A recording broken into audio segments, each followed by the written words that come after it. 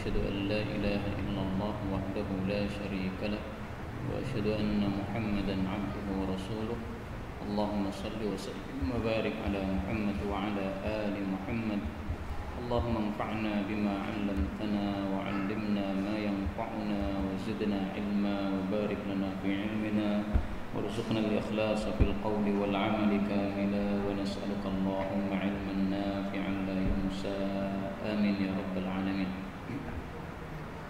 Alhamdulillah, kita lanjutkan pengajian kitab Al-Jami' Ash-Shaghir. Kita sudah sampai pada hadis 9976 dalam kitab saya. Qala al-mu'allif rahimahullahu ta'ala wa nafa'ana bihi wa bi'ulumihi fid dharain amin. Qala Rasulullah sallallahu alaihi wasallam, la yaghlaq, tidaklah terkunci, ar-rahnu, barang gadaian. Hadis riwayat Ibnu Majah, dihasankan Suyuti dan didhaifkan oleh Al-Albani, tetapi maknanya sahih karena ada hadis-hadis yang semisal yang menunjukkan kepada hal ini. Barang gadaian di masa jahiliyah, apabila orang yang berhutang itu tidak bisa membayar tepat waktu, maka barang gadaian tadi otomatis menjadi milik orang yang memberikan pinjaman. Nah, itulah yang disebut yaghlaq, terkunci. Oleh Nabi SAW, adat jahiliyah ini dibatalkan, sehingga beliau memberikan keputusan barang gadaian tetap menjadi milik orang yang memiliki barang tadi, meskipun sudah jatuh tempo belum bisa membayar atau melunasi hutangnya, barang itu tetap menjadi milik dia. Maka kewajiban dia membayar hutang tetap ada, tetapi barang dia tetap menjadi milik dia, ya. Jadi haknya tetap ada dan kewajibannya juga tetap ada. Kemudian yang sering diperselisihkan oleh manusia adalah, bolehkah kita menggunakan barang gadaian? Orang meminjami kita uang, ya. Kita menggadaikan motor. Bolehkah motor kita tadi dipakai oleh orang tersebut? Nah, ini yang sering diperdebatkan. Kalau orang Indonesia mengaku mazhab Syafi'i, maka dalam mazhab Syafi'i dan juga Imam Malik, ini pendapat mayoritas ulama, bahwasanya dhahrur rahni wa manfa'atuhu lirrahin. Kendaraan itu manfaatnya adalah menjadi pemilik barang, untuk pemilik barang. Tidak bisa orang yang meminjami utangan tadi menggunakannya.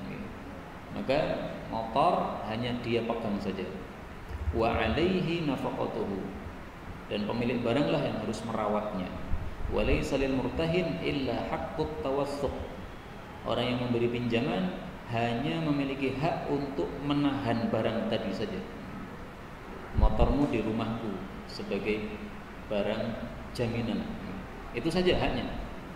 Menahan saja.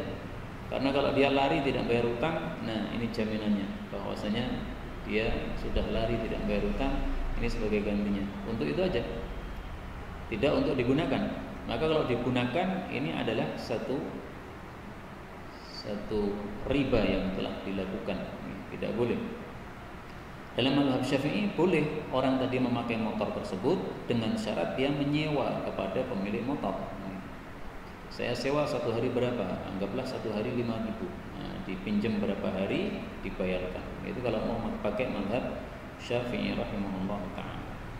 Tapi memang kalau dalam mazhab Hambali diperbolehkan menggunakannya, tetapi dia harus menafkahi barang tersebut. Nggih. Barang gadaian berupa mobil itu butuh tempat, dan itu ada tempat untuk biaya tempat itu apa dulu. Wallahu a'lam. Kalau memang tempat mobil tersebut harus membayar, ya. Jadi mungkin seperti di Jakarta kan tempatnya pada sempit gitu. Nah, maka mobil diparkir itu membayar. Nah, maka bayarannya itu memang ditanggung oleh si pemilik mobil, bukan ditanggung oleh orang yang meminjami duit.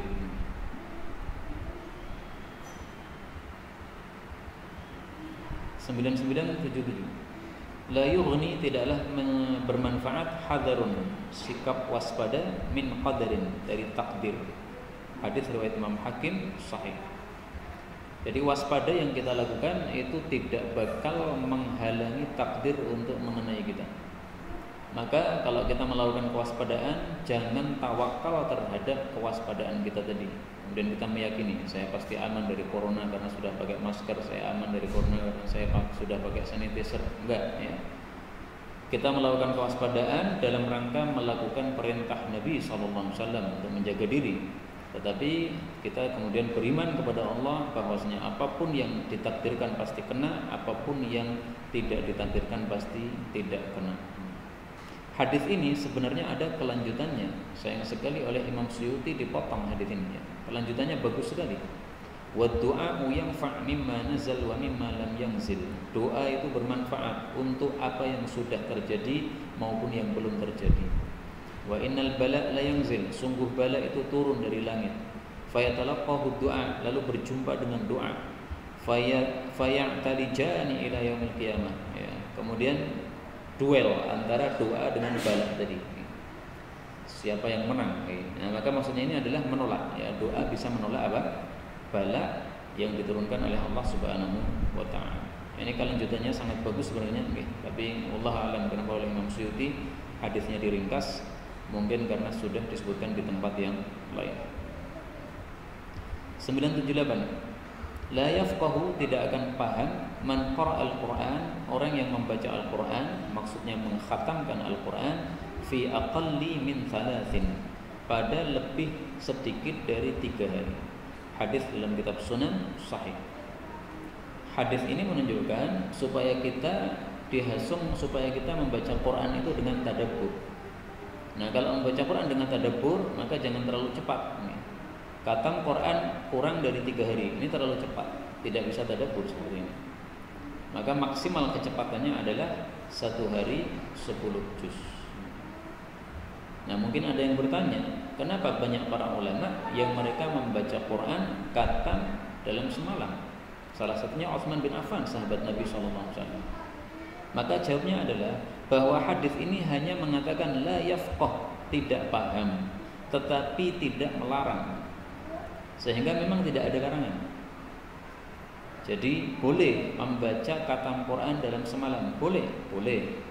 Tetapi kurang utama. Kenapa kurang utama? La yafqah, tidak paham. Jawaban yang kedua adalah bahwasanya para sahabat, para ulama yang melakukan hal itu biasanya melakukannya pada waktu-waktu tertentu saja. Hari-hari yang fadil. Misalnya 10 hari awal Dzulhijjah, misalnya 10 akhir Ramadan, atau pada bulan Ramadan, atau pada 10 awal Muharram. Ya.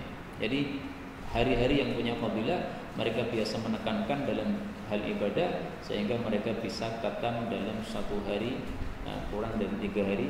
Ini bukan sesuatu yang dilarang. Makanya ulama mazhab Syafi'i katakan Ibnu Hazm yang melarang khatam Quran kurang dari 3 hari berdasarkan hadis ini, kata ulama mazhab Syafi'i, ini hadis ini sama sekali tidak ada kata-kata larangan. La yafqah itu hanya berita, bahwasanya yang baca kurang dari 3 hari tidak paham, bukan larangan. 979. La yaqbalullah, Allah tidak akan menerima salata ahadikum, salat salah satu kalian, idza ahdath, apabila dia hadas, hatta yatawadda, sampai dia berwudu. Hadis muttafaqun alaih. Jadi wudu adalah atau suci adalah syarat sah salat. Sehingga kalau tidak suci, salatnya tidak sah. Ini semua salat berlaku, termasuk salat jenazah. Karena dalam mazhab Hanafi, kalau nggak salah ingat saya, ya, mereka berpendapat salat jenazah itu sah tanpa wudu. Mazhab Tabari. Ada mazhab Hanafi, Maliki, Syafi'i, Hambali, Tabari, Auza'i. Mazhab sangat banyak sebenarnya. Okay? Tapi mazhab Tabari ini termasuk mazhab yang sudah punah. Beliau berpendapat khusus untuk salat jenazah tidak wajib suci dari hadas, karena tidak ada rukuk, tidak ada sujud. Nah, ini pendapat yang salah.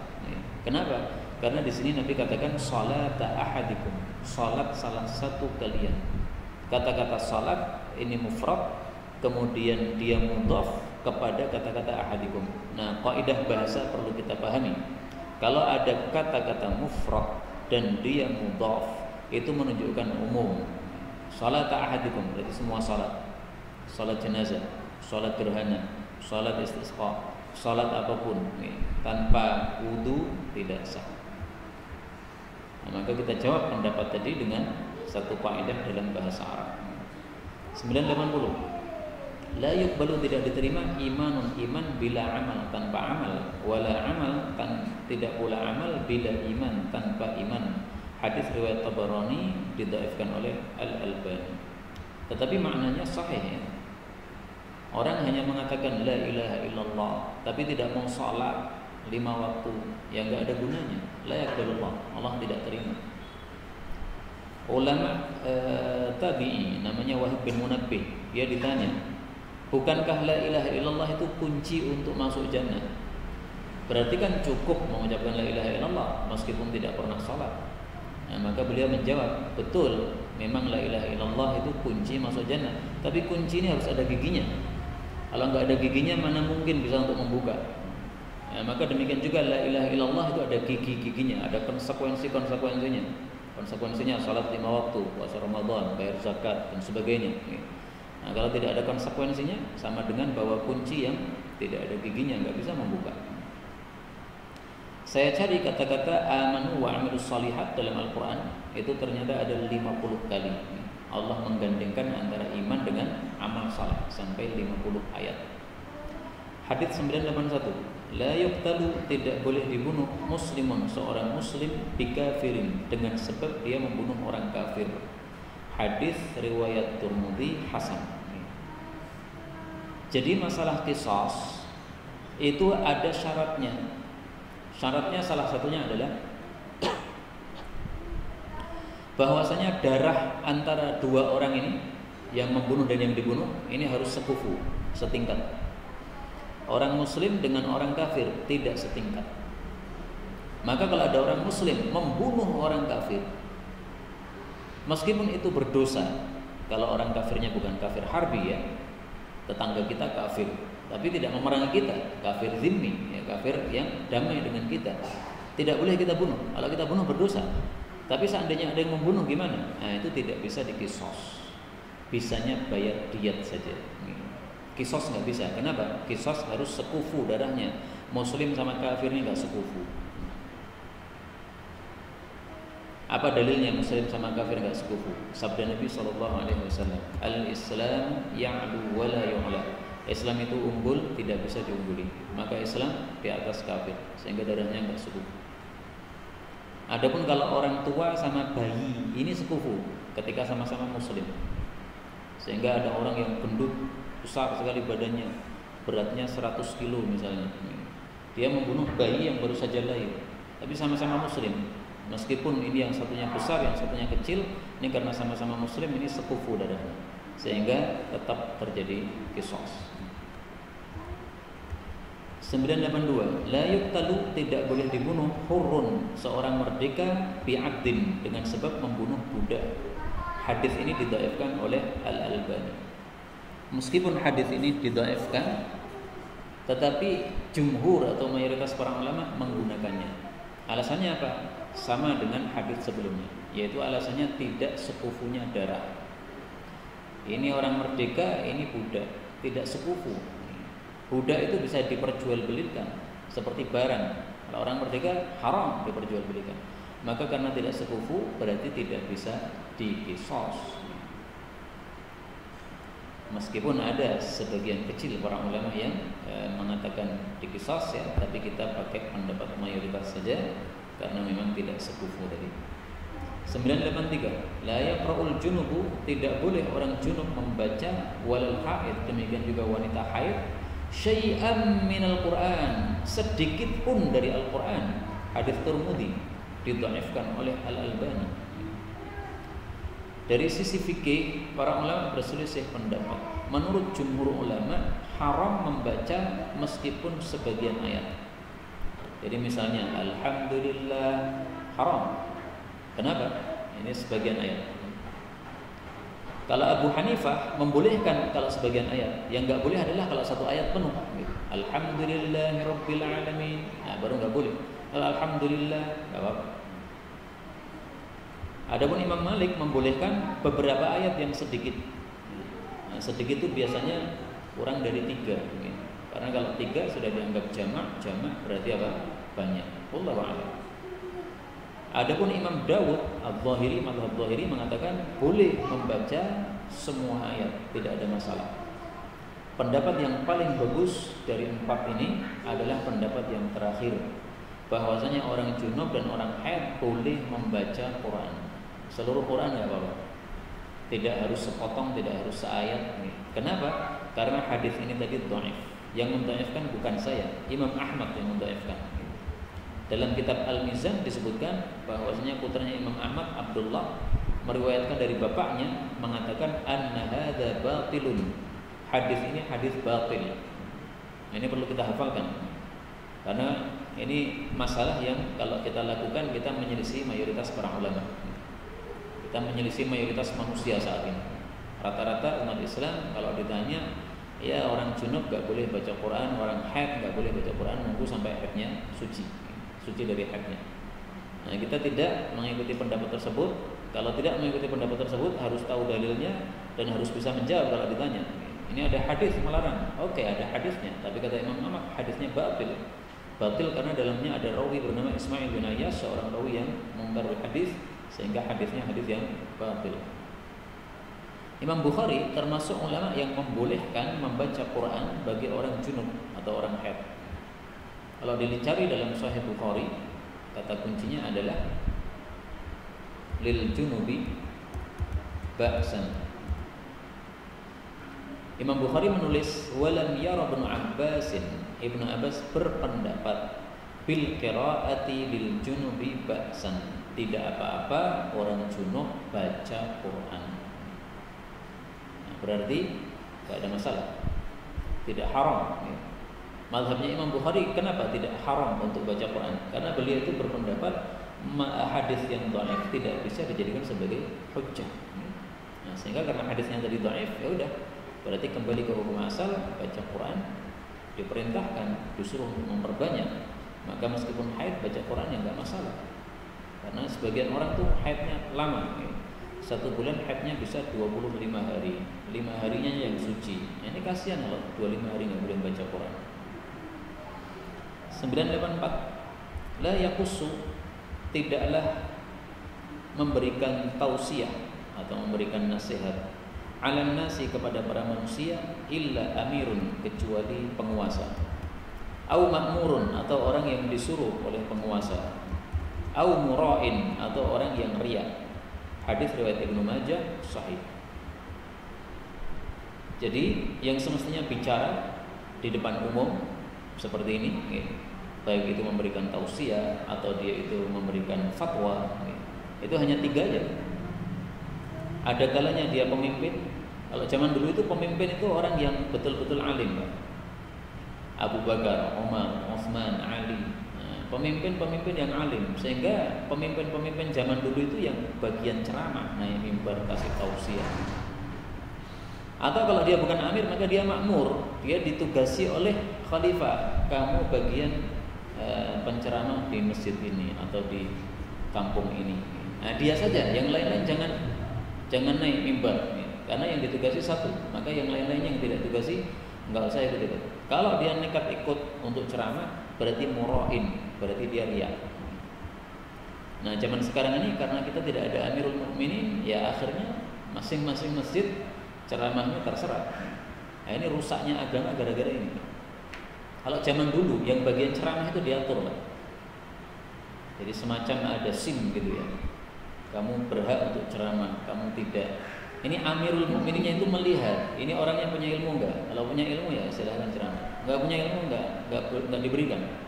Nah, kalau ada orang enggak diberi tugas untuk ceramah kok nekat ceramah, zaman dulu itu pasti murain, orang yang riya. Orang yang pengen dia punya nama, padahal enggak ditugasi apa-apa. Nah, maka zaman sekarang ini karena kita tidak ada Amirul Mukminin, enggak ada yang mengatur, maka kita hendaklah mengatur diri kita sendiri. Kita nilai diri kita sendiri. Kita punya ilmu enggak? Kalau kita punya ilmu ya ngomong. Karena kalau kita punya ilmu nggak ngomong, nanti semua orang nggak paham agama. Gitu. Tapi kalau kita memang merasa tidak punya ilmu, ya kita nggak usah naik, nggak usah ngomong. Gitu.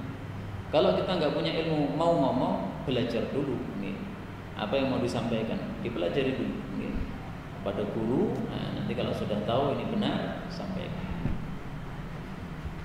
Karena itulah dulu ketika sahabat Nabi bernama Tamim Ad-Dari, dia minta izin kepada Sayyidina Umar untuk ceramah, maka Sayyidina Umar mengatakan enggak boleh.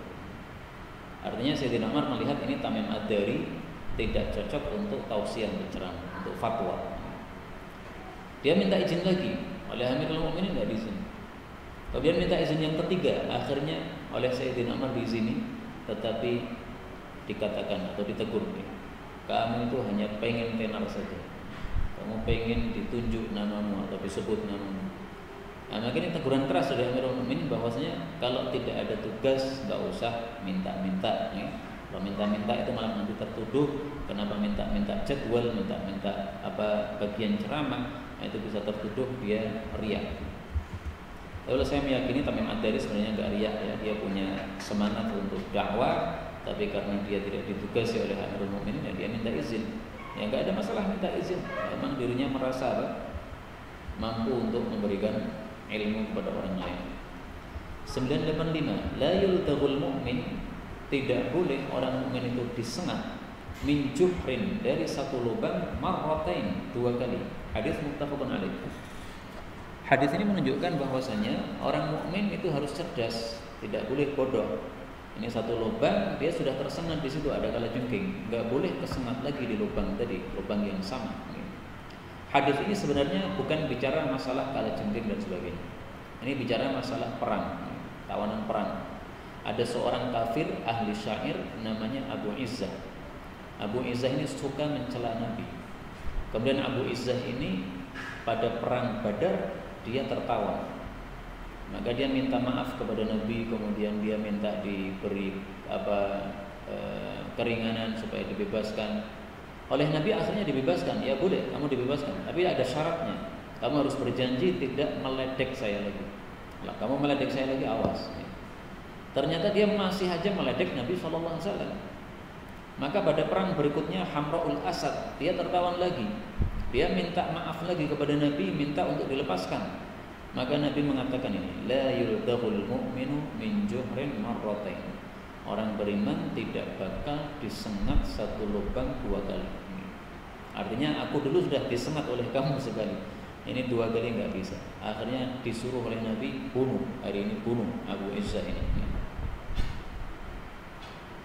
Mohon maaf ya kalau ada yang namanya Abu Izzah, ini tidak menyindir sama sekali. Memang ceritanya Abu Izzah. Abu Izzah yang sekarang saudara kita mungkin ada yang bernama Abu Izzah, bukanlah Abu Izzah yang kafir yang saya ceritakan ini. Dan hadis berikutnya 986, la yamassul Qur'ana, tidaklah menyentuh Al-Qur'an illa tahir, kecuali orang yang suci. Hadis ini derajatnya diperselisihkan oleh para ulama, ada yang mensahihkan, ada yang mendhaifkan. Bagi yang mendhaifkan, alasannya karena di dalamnya ada rawi bernama Sulaiman ibnu Musa al-Umawi. Dia seorang rawi yang didhaifkan oleh Imam Nasai. Anggaplah hadis ini sahih. Maka kita harus paham apa yang dimaksud tahir di sini. Jangan menyentuh Quran kecuali orang suci. Suci maksudnya apa ini? Ada kemungkinan suci dari hadas kecil, ada kemungkinan suci dari hadas besar, ada kemungkinan suci dari kesyirikan. Berarti suci ini maksudnya orang beriman. Banyak kemungkinan. Karena banyak kemungkinan, maka hadis ini kurang kuat untuk dijadikan dalil bahwasanya orang yang tidak suci dari hadas tidak boleh sentuh Quran. Jadi misalnya tengah-tengah kita baca Quran, kemudian kentut, apakah setelah itu kita nggak boleh sentuh? Kalau berdasarkan hadis ini melarangnya, ini kurang kuat. Kenapa? Tahir ini kurang jelas apa maksud tahir. Suci dari apa ini? Pendapat yang paling bagus adalah bahwa suci yang dimaksud di sini adalah suci dari kesyirikan. Maka yang dimaksud adalah orang mukmin. Jadi ringkasnya, tidak boleh sentuh Quran kecuali orang beriman. Orang beriman dalam kondisi suci sentuh Quran boleh, dalam kondisi junub sentuh Quran boleh, dalam kondisi haid sentuh Quran boleh. Kenapa? Dia tetap suci dari kesyirikan. Apa dalilnya? Satu, dari Al-Quran. Allah Subhanahu wa taala mengatakan, "Innamal musyrikuna najas." Tiada lain orang-orang musyrik itu najis. Berarti orang mukmin apa? Suci. Nah, berarti orang mukmin boleh sentuh Quran. Mungkin ada yang mengatakan ini kan dalil umum, maunya dalil khusus. Oke, dalil khusus ada dalam hadis Nabi sallallahu alaihi wasallam. Yusafar bil Quran. Nah, telah melarang Nabi sallallahu alaihi wasallam ayyusafar bil Quran, bahwasanya Quran dibawa safar ila ardil adu, ke negara musuh. Musuh itu siapa? Orang kafir. Kenapa dilarang? Karena khawatir kalau Quran disentuh oleh orang kafir. Nah, udah klop nih.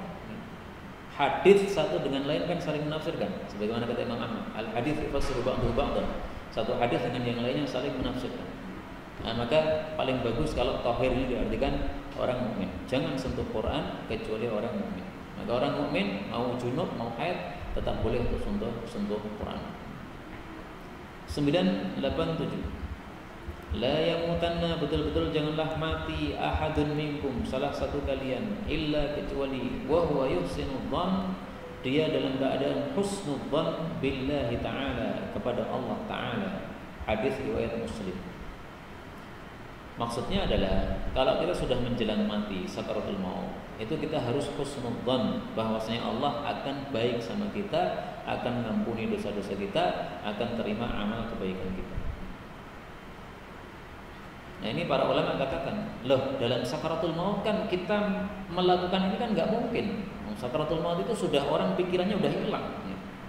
Sehingga kalau orang sakaratul maut disuruh untuk husnudzon itu ya nggak bisa. Dia nggak bisa memunculkan husnudzon dalam kondisi sakaratul maut. Nah, maka jawabannya adalah bahwa maksud hadis ini, selalulah kamu itu husnudzon sama Allah. Karena kalau kita selalu husnudzon sama Allah, nanti sampai sakaratul maut pun kita masih husnudzon. Itu maksudnya. Jadi bukan berarti sekarang kita boleh suudzon, nanti kalau mau mati baru husnudzon, bukan gitu maksudnya. Kalau itu malah nggak bisa kita. Kalau udah sekarat udah nggak bisa apa-apa, mikir udah nggak bisa. Nah, maka maksudnya saat ini sampai mati jangan pernah lepas dari husnudzon. Itu sama dengan ayatnya, Pak. Wala tamutunna illa wa antum muslimun. Surat Al-Baqarah dan surat Ali Imran ya. Kalau surat Al-Baqarah, fala tamutunna illa wa antum muslimun. Jangan mati kecuali muslim. Ini bukan berarti sekarang kafirlah silahkan. Nanti kalau sudah mau mati silahkan muslim. Oh, nggak bisa itu. Kita taunya mati kapan? Kalau kita bisa tahu mati mungkin bisa milih gitu ya. Udah ditetapkan nanti matimu hari Senin jam 5. Ya sudah, saya kafir dulu sampai jam 4. Nanti 4:30 saya masuk Islam. Itu bisa. Tapi kalau dalam kondisi kita tidak tahu kapan mati, maka maksudnya ini adalah selalulah kamu muslim sampai nanti akhir hayat tetap menjadi orang yang muslim. Kemudian hadis ini maksudnya jangan mati kecuali husnudzon. Itu secara tidak langsung maksud hadis ini adalah perintah supaya kita selalu beramal kebaikan. Karena kalau kita beramal kebaikan, kita akan muncul dalam hati kita husnudzon, Allah akan ampuni dosa-dosa saya. Nah, saya tahajud, saya baca Quran sehari 1 juz, saya sedekah setiap hari, saya ngajar anak-anak TPA misalnya. Nah, jadi secara tidak langsung ini menyuruh kita untuk banyak amal soleh. Karena dengan banyak amal soleh itu akan muncul husnudzon ini. Tapi sebaliknya, kalau orang itu banyak maksiat, bunuh orang, minum minuman keras, zina, ini untuk muncul husnudzon susah. Dia yang muncul pasti akan suudzon. Wah, saya itu semua melekat saya ini. Saya ini kalau mati paling-paling merokok. Nah, karena kenapa muncul suudzon begitu? Karena kesalahan dia mengotori diri dengan amal-amal buruk. Nah, maka marilah kita beramal baik terus supaya kita selalu husnudzon kepada Allah Subhanahu wa taala. Enggak, Pak? Kita hadis suci, saya tidak tahu Arabnya. Itu Allah bersumpah kepada Rasulullah, "Hai Muhammad, aku bersumpah atas namamu, aku haramkan diriku bahwa untuk berbuat dolim kepada Allah. Ini berarti saya sangat sanggup. Ini karena saran saya yang mulai. Jadi budal silau penonton nanti di sana itu menonton dewi hidup. Karena Allah tidak pernah berbuat dolim kepada kamu. Iya, itu. Iya, benar. Dan itu hadisnya sahih, Pak. Hadisnya sahih. Ya. Inni haramtu dzulma ala nafsi, itu termasuk hadis yang diriwayatkan oleh Imam Nawawi dalam kitab Al-Arba'in. Allah tidak pernah zalim kepada para hamba. Nah, sehingga kalau kita berbuat dosa, jangan kita katakan ini kan takdir dari Allah, ya salahnya Allah nakdirkan saya maksiat. Enggak bisa begitu. Allah ngasih kita akal, kita bisa mikir, kelek wape.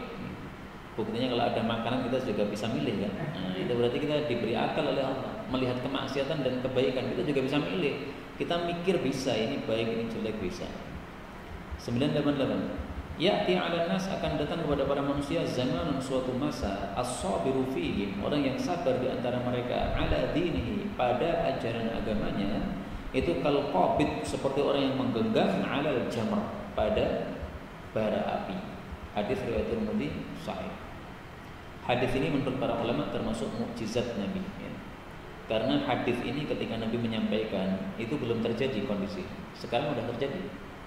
Betapa susahnya orang menggenggam ajaran agama seperti susahnya menggenggam bara. Genggam bara bisa nggak, Pak? Nah, kita begitu tahu bara langsung pasti lepas, susah. Nah, demikian juga melakukan ajaran agama susah juga. Dalam kondisi corona aja lah, ya. Semestinya sholat itu ya rapat.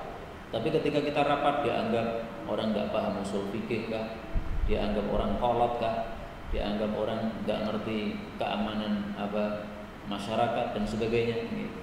Ya, banyak ucapan-ucapan mencemooh, padahal tujuan kita hanyalah as-sabir ala dini, sabar untuk melakukan perintah Nabi, ajaran Nabi SAW.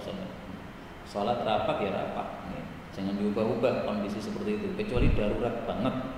Setiap kali kita sholat rapat, dong-dong mati kabeh. Nah, itu baru sholatnya 1 meter 1 meter. Nah, sekarang ini masih aman di sini, gitu. Nah, nggak ada masalah, sholat rapat ya rapat. Jangan diubah-ubah aturan dari Nabi SAW. 989. Ya'ti 'alan nas, akan datang kepada manusia zamanun, suatu masa, yakunul mu'min, orang beriman menjadi fihi, pada masa tadi, adzalla, lebih hina, min syatihi, daripada kambingnya. Hadis ini derajatnya dhaif. Maksud hadis ini adalah bahwasanya akhir zaman orang-orang beriman akan mengalami masa di mana dia direndahkan. Dan ini sudah terjadi, Pak. Ada di antara ulama kita yang tidak bisa tinggal di Indonesia, akhirnya harus lari ke luar negeri. Ini karena direndahkan, karena dimarginalkan, karena tidak punya tempat di Indonesia ini. Ini lebih rendah daripada kambingnya. Kenapa? Kambingnya masih aman di kandangnya, nggak ada yang ganggu. Tapi dia harus lari ke sana kemari, pontang-panting, bawa keselamatan dirinya. Kambingnya nyaman, nggak ada yang membunuh. Itu berarti adzalla min syatih, lebih hina daripada kambingnya. 990. Yuk jarur rajul, seseorang itu diberi pahala oleh Allah fi nafaqatihi kulliha, pada nafkahnya semuanya, illa fit turab, kecuali pada debu. Yang dimaksud debu ini bangunan. Jadi maksud hadis ini, setiap orang beriman itu keluarkan duit untuk apapun juga itu ada pahalanya, kecuali kalau untuk memewahkan bangunan, nggak ada pahala. Kalau kita membangun bangunan karena kita perlu, ya, ini ada pahalanya ini. Kita membangun bangunan karena keluarga kita perlu, ada pahalanya. Jadi misalnya kita punya rumah sudah bagus, kemudian anaknya tambah, dulu anaknya 5, sekarang anaknya 10, perlu meluaskan. Nah, diluaskan, ditambah lagi, ada pahalanya. Ngasih tempat untuk anak. Tapi kalau hanya kemewahan saja, sama sekali dia nggak perlu, sama sekali keluarganya nggak perlu, tetapi dia menambah-nambahi bangunannya atau memewah-mewahkan, nah, maka disinilah yang dimaksud illa fitrah, nggak ada pahalanya dari Allah Subhanahu wa Ta'ala. Karena itu berdasarkan hadis ini, kalau kita perlu untuk mengeluarkan duit, itu tidak usah pelit-pelit banget. Kenapa? Karena kita keluarkan untuk apapun itu ada pahalanya. Beli bensin bensinnya biasanya premium, gitu. Tapi karena ini antri semuanya harus beli yang pertama, nggak apa-apa, gitu. Keluarkan, gitu. Nggak usah pelit. Kenapa? Kita keluarkan banyak itu pahalanya juga banyak, gitu. Ada pahalanya. Kita keluarkan duit untuk beli bensin, ada pahalanya. Dalilnya hadis ini. Yuk jarur rajul fi nafaqatihi kulliha. Semua nafkah yang dia keluarkan ada pahalanya. Maka kita beli premium atau beli pertama ada pahalanya. Yuk jar, ya kata Nabi diberi pahala. 91. Ya umul qaum, mengimami suatu kaum, aqra'uhum, orang yang paling qari di antara mereka lil Quran, terhadap Al-Quran. Ini kalimatnya adalah berita tapi maksudnya perintah. Hendaklah yang mengimami suatu kaum adalah yang paling qari. Nah, paling qari ini diperselisihkan oleh para ulama. Apa maksudnya paling qari? Sebagian ulama berpendapat paling qari itu adalah paling paham terhadap Al-Quran. Sebagian lagi berpendapat aqra itu paling banyak hafalan Quran. Tapi pendapat yang lebih kuat adalah pendapat yang pertama, yaitu paling paham. Ada dua alasan, oke? Perhatikan alasannya ini. Alasan yang pertama, kalau paham terhadap Quran, paham terhadap agama, itu diperlukan dari awal sholat sampai akhir sholat. Semua rukun-rukun sholat itu perlu kepahaman terhadap agama. Bagaimana sujud yang benar, bagaimana kalau terjadi kelupaan atau kesalahan, sujud sahwi apa yang dibaca. Tapi kalau hanya hafalan Quran, itu hanya diperlukan dalam satu rukun saja, yaitu ketika berdiri saja. Allahu Akbar, Fatihah, habis itu baca surat. Nah, pada rukun itu aja yang diperlukan untuk baca Quran. Tapi rukuk, sujud dan seterusnya sudah nggak baca Quran lagi. Nah, berarti lebih dipentingkan orang yang paham daripada orang yang hafal. Di Indonesia ini banyak orang-orang yang hafal Quran, anak-anak muda. Tapi pemahamannya terhadap Quran nggak ada. Ditanya apa artinya, terjemahnya nggak paham. Tafsirnya apalagi nggak paham. Nah, kalau ada pemuda hafal Quran 30 juz melotok seperti Fatihah, sementara di situ ada kiai yang hafalannya tidak 30 juz, ini yang lebih berhak untuk imami tetap kiainya. Kenapa? Dia lebih paham. Kalau ada masalah-masalah dalam sholat, nanti akan selesai dengan sebab dipimpin oleh orang yang paham. Ini alasan pertama. Alasan yang kedua, di akhir hayat Nabi SAW, beliau tidak menyuruh Ubay bin Ka'ab untuk jadi imam, tetapi yang disuruh jadi imam adalah Abu Bakar As-Siddiq. Padahal Nabi mengatakan dengan lafal beliau sendiri bahwasanya yang paling qari, paling kuat hafalannya, paling bagus bacaannya adalah Ubay bin Ka'ab. Tetapi meskipun demikian, beliau tidak menunjuk Ubay bin Ka'ab untuk maju ke depan jadi imam, karena Ubay bin Ka'ab meskipun dari sisi bacaan paling bagus, tetapi dari sisi pemahaman kalah dengan Sayyidina Abu Bakar. Maka aqra ini paling paham. 92. Yubsiru, melihat ahadukum, salah satu kalian, al-qadha, kotoran kecil, fi aini akhi, pada mata saudaranya. Al-qadha itu debu yang nempel pada pada mata atau qadha. Wa yamsa, sementara dia melupakan al-jid'a, pohon kurma, batang pohon kurma, fi ainihi, pada matanya sendiri. Hadis ini disahihkan oleh Al-Albani. Ini mirip ungkapan orang Indonesia yang mengatakan apa? Gajah di pelupuk mata tidak terlihat. Apa lagi? Kuman di seberang laut kelihatan. Jadi orang Indonesia membandingkan antara kuman dengan gajah. Kalau Nabi membandingkan antara qadha, kotoran pada mata yang nempel yang nggak kelihatan karena debu kecil, dengan al-jid', yaitu batang pohon kurma. Ini adalah satu sikap yang sangat buruk ya. Melihat orang lain jeleknya kecil kelihatan, tapi kita melihat keburukan diri kita sendiri malah lupa. Karena itu ini jangan sampai dilakukan. Ini disampaikan oleh Nabi untuk dihindari. 993. Yub'atsun nas, para manusia dibangkitkan oleh Allah ala niyatihim, atas niat mereka masing-masing. Ini bicara tentang siksaan Allah yang mengenai seluruh manusia. Tetapi di situ ada orang baik, ada orang buruk. Nah, maka siksaan Allah yang mengenai kepada orang banyak itu tidak menyamakan antara orang tersebut dalam masalah kedudukan mereka di hadapan Allah. Orang yang baik mati karena ada tsunami, itu dia mendapatkan mati syahid. Karena Nabi mengatakan siapa yang mati karena tenggelam, dia mati syahid. Tapi orang yang maksiat kemudian ditimpa tsunami, yaitu siksaan dari Allah. Sehingga tsunami itu tidak harus sebagai siksaan. Ya untuk siapa dulu? Untuk yang maksiat itu yang katanya suka judi di pinggir laut itu dan zina di sana, yaitu sebagai siksaan. Tapi bagi para kiai, bagi para muslimin yang baik kena tsunami mati syahid sudah, alhamdulillah, tidak ada masalah. 994. Yub'atsu dibangkitkan kullu 'abdin setiap hamba ala ma mata alaihi, di atas kondisi dia mati. Hadis riwayat Muslim. Nah, maka dalam hadis yang lain disebutkan bahwasanya orang yang suka minum minuman keras itu nanti bangkit dari kubur dalam kondisi mabuk. Karena di dunia dia suka minum minuman keras. Berarti sesuai sabda Nabi ini dibangkitkan sesuai kondisi dia mati, maka dia bangkit pun dalam sempoyongan, dalam kondisi sakron, dalam kondisi mabuk. Karena itu kalau kita ingin dibangkitkan dalam kondisi kebaikan, marilah kita biasakan kebaikan, insya Allah mati dalam kebaikan. Amin ya rabbal alamin. 995. Yatajalla akan muncul lana kepada kita Rabbuna, Rabb kami, dhahikan dalam keadaan tersenyum, yaumal qiyamah, nanti pada hari kiamat. Ini termasuk hadis-hadis sifat yang kita yakini sesuai zahirnya tanpa kita takwil-takwilkan. Allah tersenyum, ya udah tersenyum gitu aja.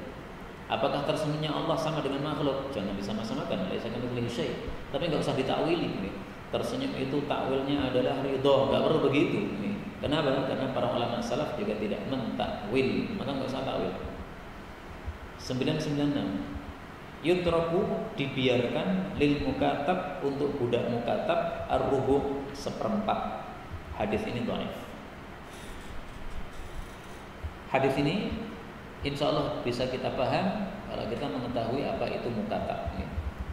Fakatibuhum in alimtum fihim khaira. Allah mengatakan pada surat An-Nur ayat 33. Walladzina yabtaghuna al-kitaba mimma malakat aymanukum fakatibuhum. Kalau ada budak kalian pengen merdeka dengan membayar harga dia kepada majikannya, saya harganya berapa? Oh, kamu harganya 100 juta. Nah, saya pengen merdeka, saya pengen bayar kepada antum 100 juta. Allah katakan fakatibuhum, maka terimalah mukatabahnya itu, yaitu keinginan dia untuk merdeka itu terima. Maka dia dilepas, silahkan kamu kerja, cari duit 100 juta, kalau udah kumpul nanti bayar sama saya. In alimtum fihim khairan, kalau kalian mengetahui ada kebaikan pada orang tersebut. Allah katakan wa atuhum mimma lillahi alladzi atakum. Berikanlah kepada mereka sebagian harta Allah yang telah Allah berikan kepada kalian. Jadi misalnya harganya 100 juta. Nah, jangan 100 juta total kita minta. Kita bantu. Kamu hargamu 100 juta. Kamu saya bantu 25 juta. Ini 25 juta kamu saya kasih sebagai modal supaya nanti kamu bisa melunasi hargamu. 100 juta dilunasi apa? Dimurahi seperempatnya. Seperempatnya sesuai hadis ini. Yutraku dibiarkan di mukatab bagi buka mukatab rubu seperempat. Kalau misalnya harganya 100 juta ya berarti seperempatnya enggak usah disuruh bayar. 25 jutanya enggak usah bayar. Malah kita bantu dia untuk melunasi harga dia. 997. Yujzi'u cukup minal wudu dari wudu muddun 1 mud. Wa minal ghusli dan untuk mandi junub maksudnya sha'man 1 sa'. Jadi mandi tidak usah boros airnya. Nabi katakan wudu cukup 1 mud. 1 mud itu 2 telapak tangan kita kumpulkan gini ambil air. Ini 1 mud namanya. Kalau 4 kali ini itu namanya 1 sa'. Nah, Nabi katakan 1 mud cukup untuk wudu, 1 sa' cukup untuk mandi junub. Ketika hadis ini disampaikan, maka ada seorang tabi'i mengatakan 1 sa' untuk mandi enggak cukup untuk saya. Maka sahabat Nabi yang menyampaikan hadis ini dia mengatakan sungguh 1 sa' itu cukup untuk orang yang lebih baik daripada kamu dan lebih panjang rambutnya daripada kamu. Maksudnya Rasul sallallahu alaihi wasallam. Kamu rambutmu panjang, mengatakan 1 sa' enggak cukup untuk mandi junub. Nabi yang lebih baik daripada kamu, rambutnya lebih panjang daripada kamu, tapi cukup 1 sa'. Nah, coba Pak silahkan Pak, kumpulkan air 4 kali gini, untuk mandi junub. Kalau kita belum cukup, itu berarti kita belum bisa mandi junub. Nah, mandi junub itu cukup 4 tahun. Memang kita orang Indonesia karena airnya banyak, sukanya jebar-jebur, gitu. Sehingga kalau satu susah untuk dilakukan. Padahal sebenarnya bisa. 998 yujzi'u cukup fil wudu dalam wudu ritlani 2 rital min ma'in dari air. Hadis dhaif. 2 rital itu berapa? 2 rital itu adalah 1 liter. Rital liter beda banget. Kalau R dulu rital, nah itu adalah setengahnya liter. Ini silahkan dihafalkan karena istilah rital ini sering kita dapatkan dalam kitab fikih, tapi sebagian orang itu seringnya nggak paham kalau dikonversikan untuk masa sekarang. Karena kalau kita pakai istilah rital, orang-orang nggak paham apa rital itu. Pakai istilah yang mudahnya. Rital itu setengah liter, 2 rital 1 liter. 1 liter cukup untuk wudu. 999 yujzi'u cukup minas siwak dari siwak al-asabi jari-jari. Hadis ini didhaifkan oleh Al-Albani. Kalau dalam masalah fikih, dari sisi fikih, para ulama katakan siwak boleh pakai jari, tetapi jarinya orang lain. Kalau jari kita sendiri untuk siwakan nggak cukup. Kenapa? Itu sama dengan anggota tubuh kita nyentuh anggota tubuh kita. Itu sama dengan gigi kita tersentuh oleh lidah. Nah, makanya belum siwak. Tetapi kalau kita pakai jarinya orang lain, kita pinjam jari teman kita, pinjam jarimu saya mau siwakan, nggak bawa siwak nih. Nah itu sah. Tapi nggak ada pak orang pinjam jari untuk siwaknya. Ini dari sisi fikih saja lagi. Itu dibedakan oleh para ulama antara jarinya sendiri dengan jarinya orang lain dengan alasan tadi. Kalau jarinya sendiri itu sama dengan anggota tubuh sentuh anggota tubuh. Itu belum kebersihan sama sekali. Hadis terakhir dalam malam ini 1000. Ini berarti sudah tinggal beberapa hadis lagi. Ini terakhir nanti hadis 1031. Nah, berarti tinggal 1 majelis. Karena biasanya kita semajelis ini dapat 25 hadis. Nah, maka insyaallah besok terakhir 30 hadis. Baik, kita lanjutkan. Hadis 1000. Yujiru memberikan perlindungan ala ummati kepada umatku adnahum orang yang paling rendah di antara mereka. Hadis ini susah untuk kita paham kecuali dengan digambarkan atau dijelaskan.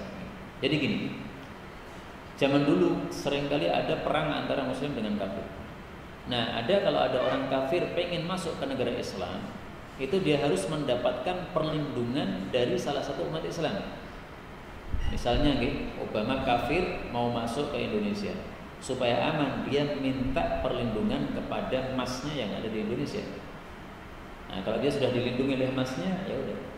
Berarti dia masuk negara Indonesia nggak boleh disentuh, dibunuh nggak boleh, meskipun sedang terjadi perang antara Indonesia dengan Amerika misalnya. Nah, maka yujiru yang bisa melakukan perlindungannya siapa? Semua orang Islam. Adnahum, orang yang paling rendah di antara mereka. Rakyat jelata nggak terkenal, nggak ada yang kenal sama dia. Dia orang miskin. Dia bukan orang berilmu, dia rakyat jelata. Kasih perlindungan kepada orang kafir, saudaranya atau temannya, boleh. Yujiru memberikan perlindungan kepada orang kafir ala ummati, berlaku untuk seluruh umatku. Artinya kalau sudah diberi perlindungan maka seluruh umatku nggak boleh mengganggu. Siapa yang berhak memberi perlindungan tadi? Adnahum, orang yang paling rendah di antara mereka. Bahkan perempuan pun boleh berikan perlindungan. Pernah suatu saat Ali bin Abi Thalib debat sama mbaknya Ummu Hani. Ummu Hani mengatakan, ini saudara iparku, dia sudah saya kasih perlindungan, jangan diganggu. Maka Ali bin Abi Thalib mengatakan, saya nggak mau membiarkan dia selamat, saya akan bunuh dia. Meskipun kamu kasih perlindungan, tetap akan saya bunuh. Maka Ummu Hani kemudian menjumpai Nabi SAW. Waktu itu beliau sedang mandi. Maka beliau setelah mandi, kemudian beliau salat duha 8 rakaat, baru kemudian menemui Ummu Hani. Kemudian beliau mengatakan bahwasanya ajarna man ajarti. Orang yang sudah kamu lindungi akan kami berikan perlindungan. Maka perempuan pun bisa memberikan perlindungan karena dia termasuk adnahum, orang yang paling rendah di antara umat Islam masih bisa memberikan perlindungan. Inilah yang dapat kita baca pada malam hari ini. Benarnya dari Allah, dan kalau ada salahnya, fa astaghfirullahaladzim. Ada pembahasan?